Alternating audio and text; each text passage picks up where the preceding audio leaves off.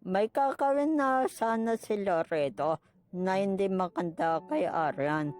Kaso biglang may kumatok sa pintuan. Hayop ka talaga. Hindi ka talaga marunong sumunod sa pinag-usapan. Tayo ang magtuos. Huwag mo siyang itamay, Gonggong. Magaling. Marunong ka pala sumunod sa usapan? Hindi ka pala tulad ng iba? Wala kang ang kasama?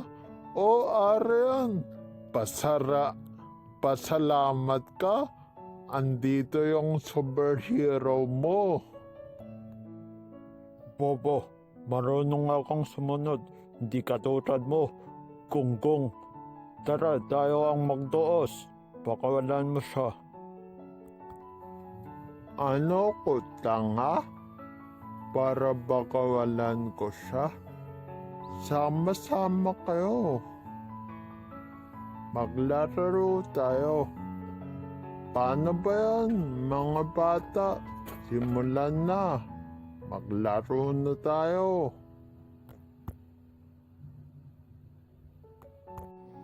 At nakakulo na. Hinila na nila si Luis papuntang tapat ni Arian at pinagpapapalaw ng baseball bat hanggang sa mapali sa katawan to ni Luis nang hindi siya lumalaban.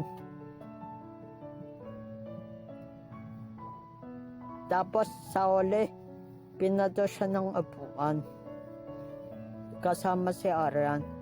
At nang makita nilang si Luis na tukuan, iniwan na nila sila Luis tsaka si Arian. Habang umiiyak si Arian, Ang tanga-tanga mo talaga. Bakit hindi ka lumaban? Ba't hindi mo pinagtanggol sarili mo? Di ba matapang kayo? Asan na yung tatlo mong kasama? Sila Ken, si Lei, si Ace. Ba't hindi mo sila sinama?